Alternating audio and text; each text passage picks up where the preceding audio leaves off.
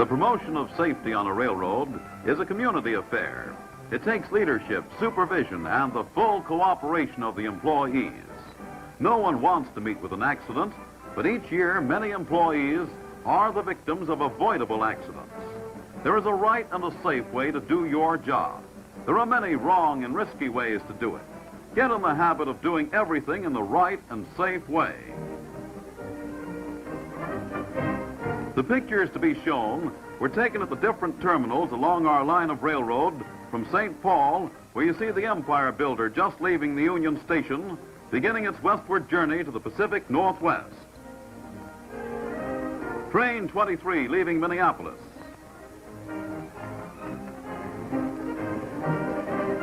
Butte. Whitefish Yard. Hilliard Depot. King Street Station, Seattle. Klamath Falls Office and Depot Building, and various other terminals. We will first discuss train service accidents. These account for 6 out of each 10 employee fatalities. We will point out some of the more serious of unsafe practices that are too often indulged in. Also, the right and safe way of doing the same job. There goes the noon whistle. What happens as the men leave the shop? Some cross the tracks at various places to take the shortest route to their favorite lunch counter. The most prevalent cause of fatalities to employees is being struck and run over. 1 out of each 2 employees involved in this kind of accident is killed. They were trying to save a few seconds. For what? It doesn't make sense, does it? The employees returning to work, no longer in a hurry, are using the crosswalk, the prescribed and safe route.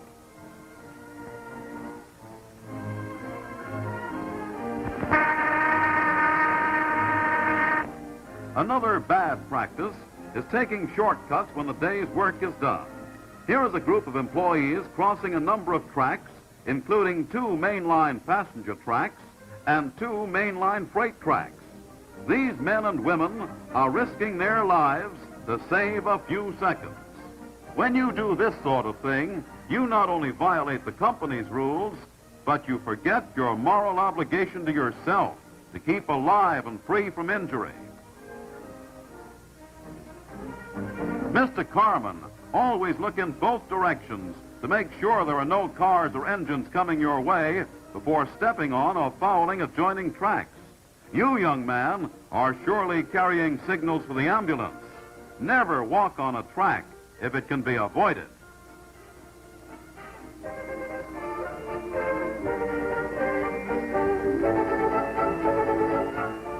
When getting off moving cars, don't foul the adjoining track. If you have to cross tracks and work around moving cars and engines, you'll find the job as safe as you make it, no safer. An X should mark this spot. One of our men was killed here, going around the end of a car as this man is doing. The rule is that you allow 15 feet when you walk around the car, like this.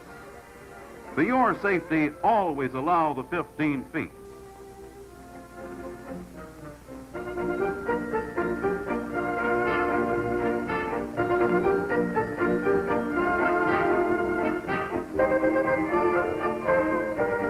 There are several ways to do a job, but there is only one right and safe way.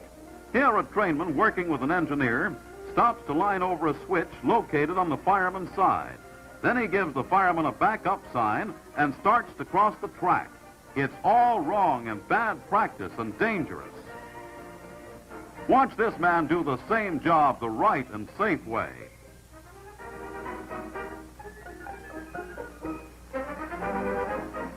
After he lines over the switch, he does not give a signal until he is back on the engineer's side. That's good railroading. Don't step on the rail. That's dangerous. Sometimes you'll see a man on the opposite side of the track from the switch stand, wait until the movement is well underway, then hurry across the track directly in front of the engine to get to the switch. What would have happened if he'd slipped?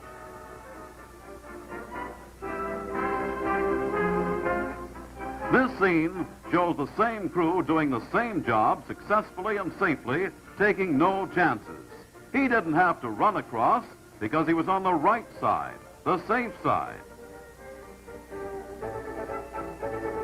Here's another thing. Don't cross tracks in front of moving cars.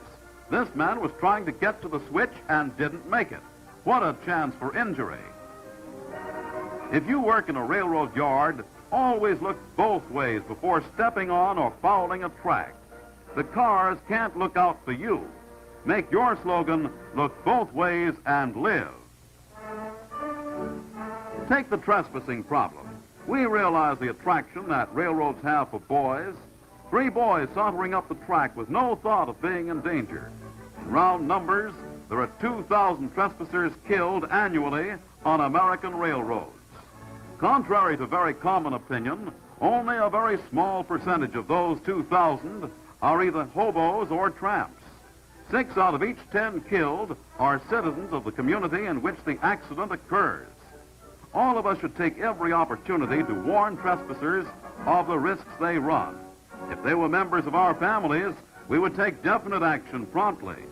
If adults set a bad example, what can we expect from children? A block away is the overpass the company built for pedestrians. Why isn't it used? Coupling up air hose can be done safely. Carmen are protected by blue signals. Trainmen and yardmen normally do not have this protection. They must be alert. Here is a young man trying to couple up the air hose with his knee resting on the rail. He is not in a position to get away quickly if the cars begin moving. His foreman is telling him always to keep on his toes so that he can move quickly if the unexpected should happen.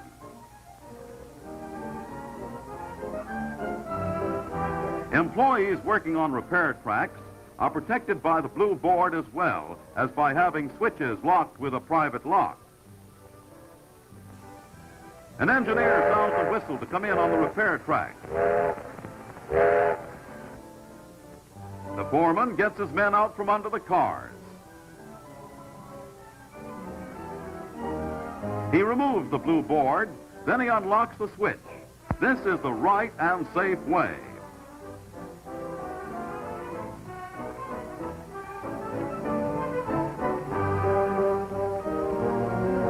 Operating switches carelessly accounts for many injuries.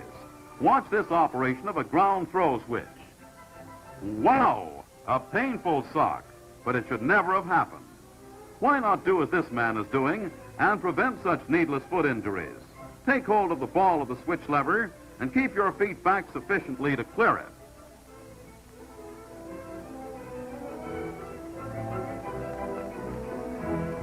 This is a Ramapo switch stand. On mainline switches, they are equipped with a lock. On inside switches, they are equipped with a hook. After using, if equipped with a hook, see that the hook is put in place. If equipped with a lock, make sure the lock is put back into the staple of the switch and locked. This is important. And always take time to see that the switch point fits tightly against the stock rail. Getting on and off cars and engines improperly is one of the most prevalent causes of injuries. When stepping off the leading footboard of a moving engine, always swing off the end, clear of the footboard and pilot beam, as this man is doing. Too often we see employees stepping off directly in front of the engine on the end of the ties. This is wrong. Too frequently they are caught by the footboard when the engine drifts upon them. Again, you see the right and safe way to perform this act. Swing off the end, clear of the footboard and pilot beam. Play safe.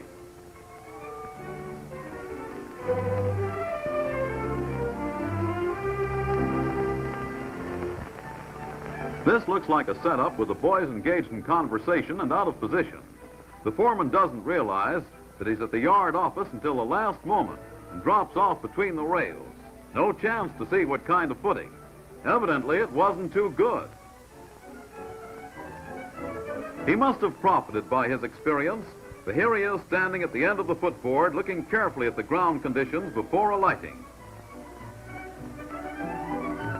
But don't step on the rail, that's bad too. Here's one of our old employees coming down the gangway facing out. Note the unsafe position of his heel on the step. He's also carrying his grip. There are a number of men injured each year doing this sort of thing, coming down from engine cabs the wrong way. Now an officer tells him to come down the steps facing the engine.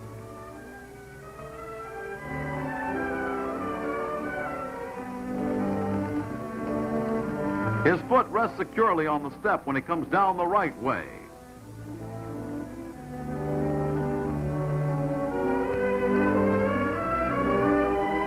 When he gets to the last step, he reaches up, gets his grip, and steps to the ground. You can see how much safer this is.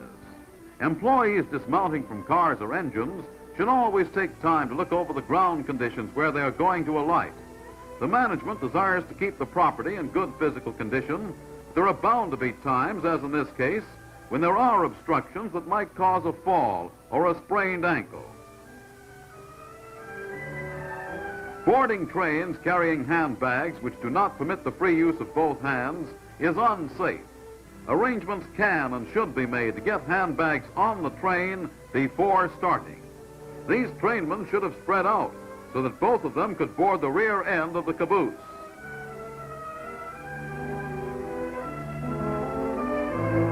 Flat cars and tank cars are not as well designed for boarding or alighting from as house cars.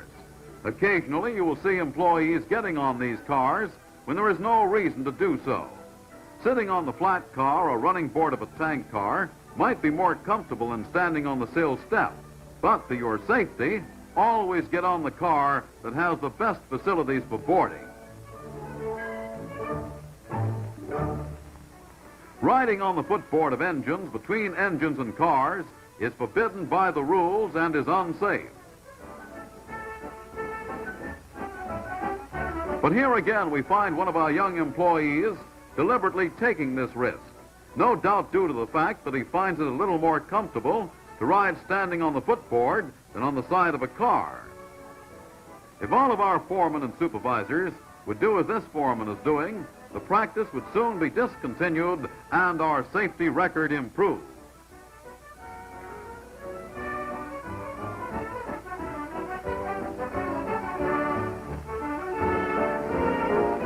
This fireman has opened up the manhole cover of the engine tender before pulling the spout around.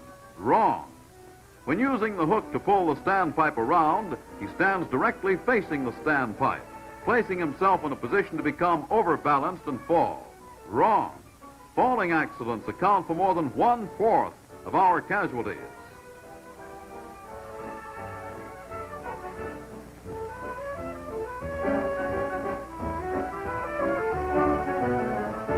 When he has finished taking water, he pushes the standpipe back into place before closing the manhole cover. Wrong.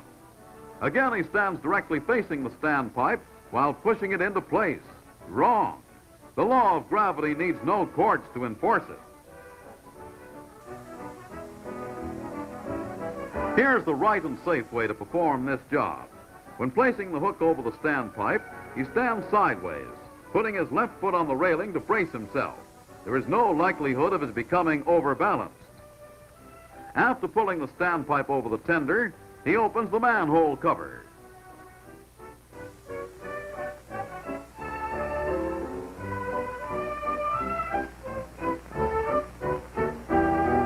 When finished taking water, he first closes the manhole cover.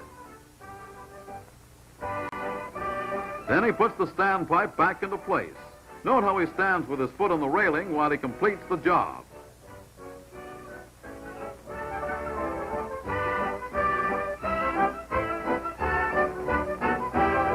In keeping with a long-established custom, the engineer is climbing out through the cab window with his oil can in one hand, using the narrow ledge, which is for emergency use only, to reach the running board. This has proven a dangerous practice and has caused serious injuries. It has been forbidden for years.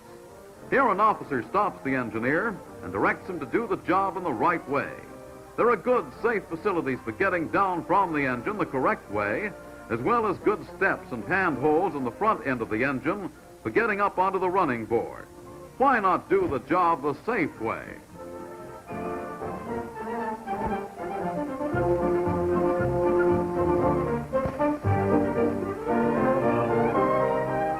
When riding on top of cars, stand back far enough from the end of the car so that if they are stopped suddenly, you will not be jerked off the end. This man is getting up too close for safety. His foreman stops the movement and tells him why it is dangerous to ride so close to the end of the car. He instructs him to stand well back and toward the middle of the car. Occasionally, the pin puller fails to get the pin, as happened here. But this man was prepared, and it was a good thing that he was. Falling accidents while operating handbrakes are occurring too frequently, largely due to the employee's failure to perform their work the safe way. We are going to discuss the different types of handbrakes that are universally used. The old-style horizontal wheel brake operated from the deck of the car, the platform brake with a horizontal wheel, and the power handbrake with vertical wheel operated from the brake platform.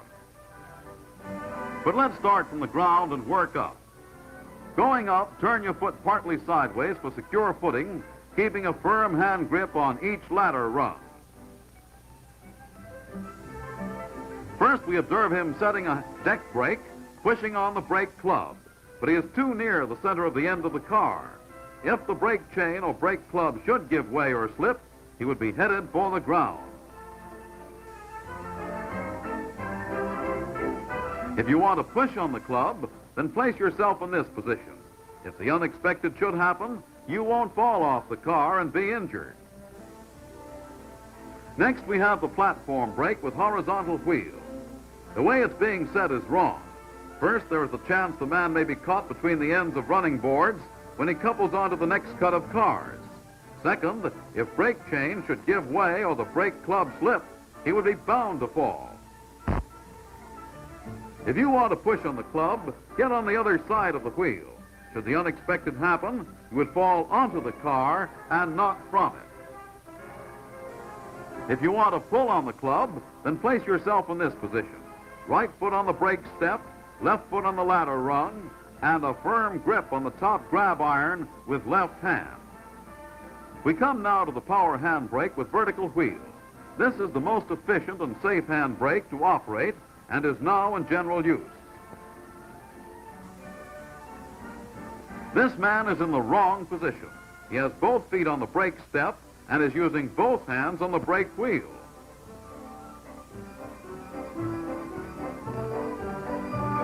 This one is doing all right in setting the brake, but when he wants to release it, he lets loose of the grab iron with his left hand. Watch. All wrong. These brakes are so designed that you can obtain all the braking pressure desired by the use of one hand on the brake wheel. Never use a brake club in a power handbrake. Never let loose of the top grab iron with your left hand to release the brake or to use on the brake wheel to set it tighter. This brake is known as the one-man, one-hand operated brake. This employee is in the correct position for setting a power handbrake and is releasing it in the proper manner.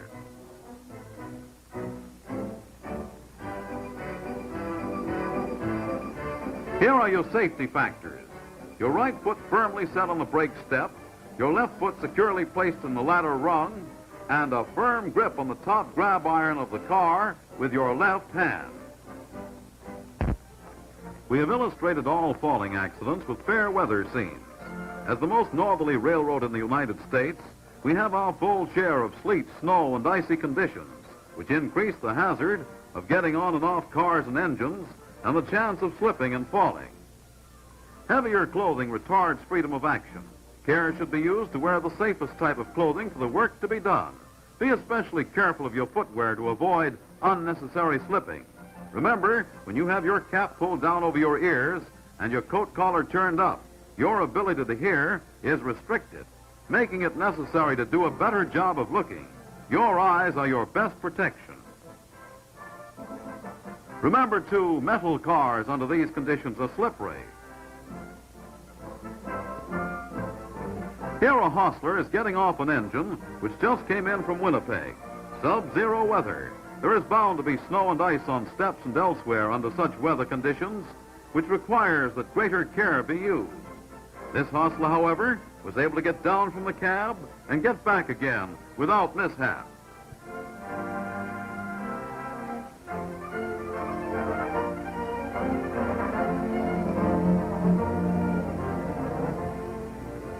We even experience slippery conditions during the summer months due to rains. Again, these conditions necessitate men wearing clothing suitable for the occasion. Accidents due to slipping and falling and getting on and off cars and engines can best be prevented by the individuals involved. We should all consider our ability and be mindful of our limitations. As we grow older, we become less active, especially in getting on and off cars and engines. Always consider ground conditions. Is it daylight or dark? How are we dressed? Are we wearing only safe clothing? If you are required to get on and off cars, knee-length coats are preferable. They give you freer knee action. Is the speed too great for safety?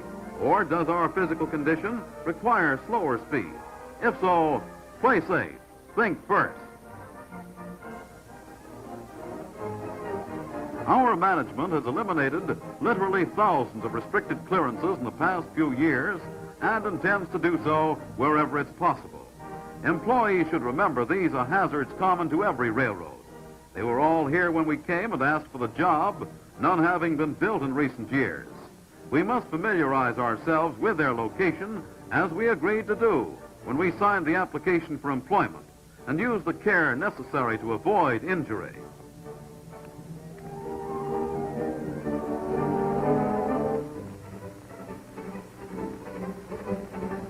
Here is the restricted clearance that employees create themselves.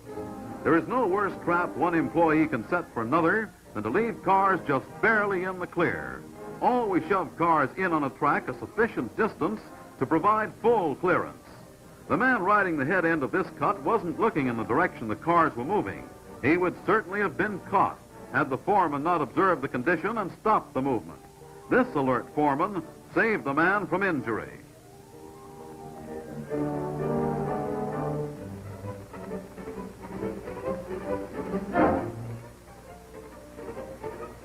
Needless injuries in coupling and uncoupling cars are still occurring. This employee is riding the leading footboard, coupling onto a car of rails that have shifted. In trying to adjust the coupler with his foot, he could have been injured.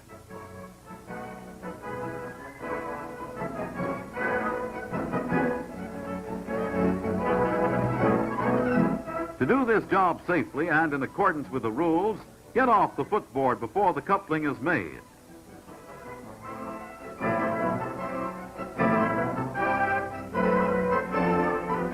Stepping in between cars to open or adjust knuckles as they are about to couple is dangerous, as those in the business know. This man is warned to stop the cars while they are at least 10 feet apart if it's necessary to go in between them for this purpose. He then can adjust the knuckles safely.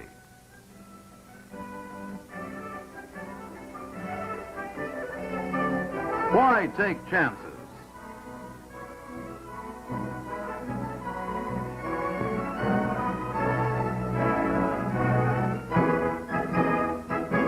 Let's take a look at the end construction of our new streamlined cars.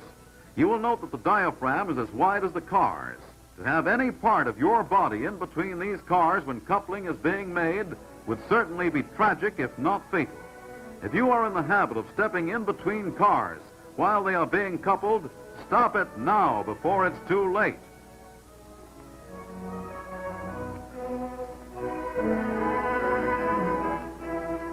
Employees pulling pins are occasionally seen stepping in between cars, as this man is doing, in an attempt to uncouple them.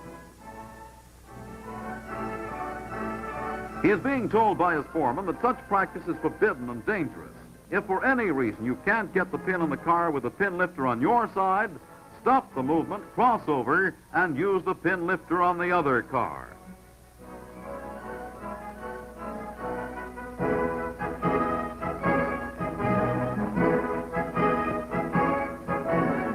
Here a pin puller is trying to get the knuckle open before making the next cut. Can you think of anything more dangerous than backing up in front of a moving car? If you slip or trip, you haven't a gambler's chance. To open the knuckle, wait until the car is stopped, then open it. The accidents discussed have been train service accidents. Now let's talk about train accidents. Only 6% of all train accidents involve personal injuries, but there's always a chance of a serious accident in which large numbers of people are killed and injured. Any train accident may be serious. Let's try to prevent all of them.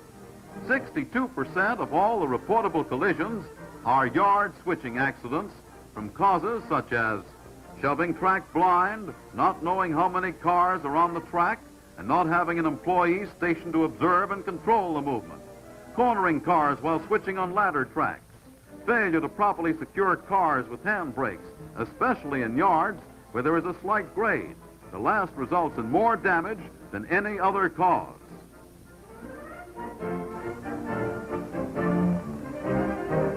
A yard master is pointing out two derailed cars at the end of the runaway track to a student switchman. In making up a train, the men didn't have enough hand brakes on the cars, and when they shoved the track, a cut of 25 cars just simply kept on going. Luckily, no one was injured, but enough damage was done, and it caused a lot of delay.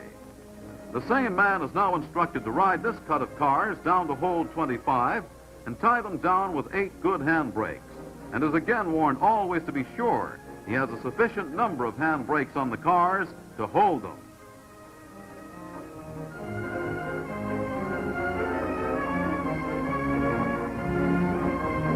Rule 99 reads in part, when a train stops under circumstances in which it may be overtaken by another train, the flagman must go back immediately with the flagman signals.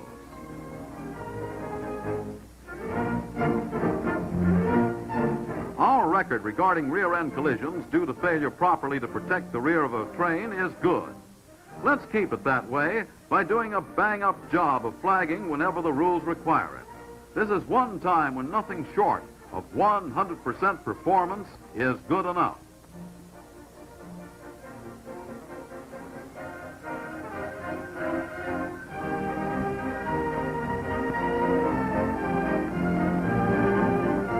The Empire Builder is coming into town. The car repairer is right on the job with a blue flag, and here's what we particularly wanted to direct your attention to. The conductor delivers the train orders to the engineer, who reads them to the conductor.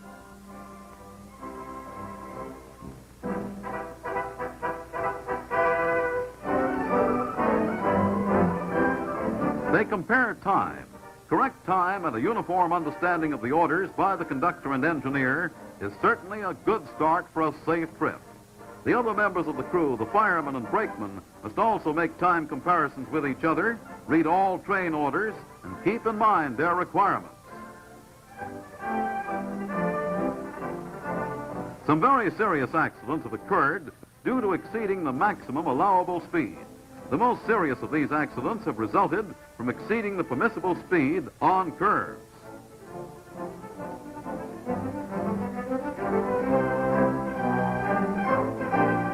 Trainmen, especially engine men, must be alert to the need of complying with all speed restrictions, regardless as to whether they are provided by speed control signs, train orders, special instructions, bulletins, flags, or signal indications. Here is a 35-mile speed restriction sign placed because of an 8-degree curve. The important thing for engine men to understand is that excessive speed is considerably more hazardous on sharp 8 to 10-degree curves than it is on flatter curves, such as 2 or 3 degrees. Observe all speed restrictions. If there is to be any variation, have it on the safe side and never exceed the maximum allowable speed.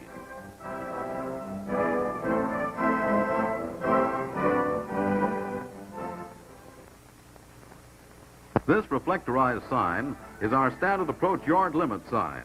It's located 1 mile in advance of the yard limit board to give the engine man warning that he is approaching yard limits and an opportunity to slow down his train if need be to meet the requirements of Rule 93. This is our standard reflectorized yard limit sign. Rule 93 is common to all railroads. In spite of it, collisions occur in yard limits on all railroads, our own railroad included. Why? Because instead of running at restricted speed, as this train is doing, too much speed for the time and place is used. Excessive speed is getting us into a lot of trouble that we can and must avoid.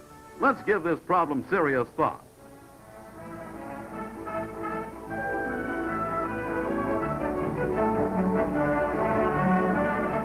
Here's a group of men who have been promoted to engineers. An officer is discussing the accidents we are having due to disregard of automatic block signal indications. Their attention is directed to a stop and proceed signal, and he states that no engineer would disregard the indication of this stop signal if he could get his train stopped. He says, "Come back to the next signal, and I'll explain why the engineer is not always able to comply with the stop and proceed signal." This is an approach signal, indicating proceed, prepare to stop at next signal. Trains exceeding medium speed must at once reduce to that speed. Here is where the trouble starts. If you respect the requirements of this signal and control the speed of your train accordingly, you will always be able to stop at the stop signal.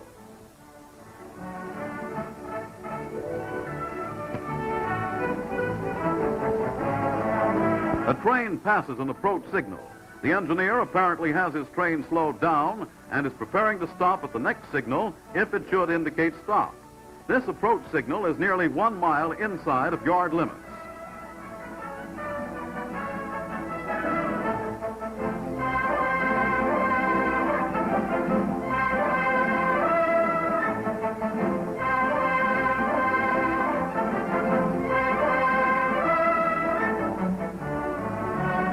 Another train passes the same signal showing approach indication, but this engineer doesn't seem to have paid any attention to its requirements. He's hiking right along. Hope he's able to stop at the next signal if it should indicate stop.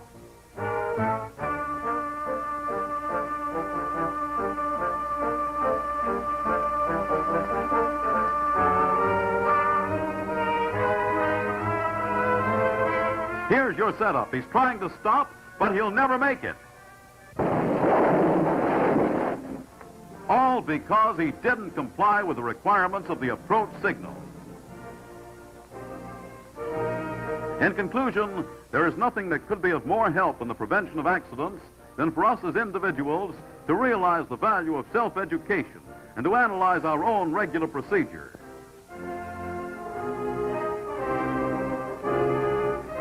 In crossing tracks, always use the prescribed and safe route. Always keep a clearance of at least 15 feet when passing around end of standing car. Always look in both directions before stepping upon or fouling a track. Never walk on a track when it can be avoided. Never go between moving cars for any purpose. When riding on top of cars, select a safe place to stand, keeping in mind the possibility of slack action. When operating handbrakes, always perform the work in the safe manner.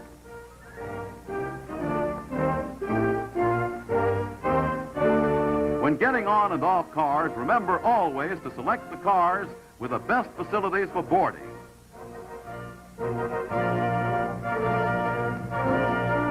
Learn the location of all restricted clearances and guard against injury when working about them.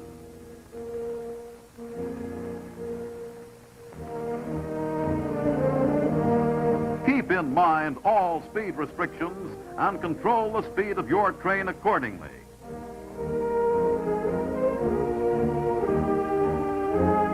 Always protect your train as required by Rule 99. Remember to comply with Rule 93 when passing through yard limits. Always observe block signal indications, remembering that it is just as essential to comply with the requirements of the approach signal as the stop signal. There is no point in taking unnecessary risks. It gets us all into a lot of trouble. Let's all do our part to make this a safer and better place to work. Know your rules and observe them. Keep in mind that safety is of the first importance in the discharge of duty.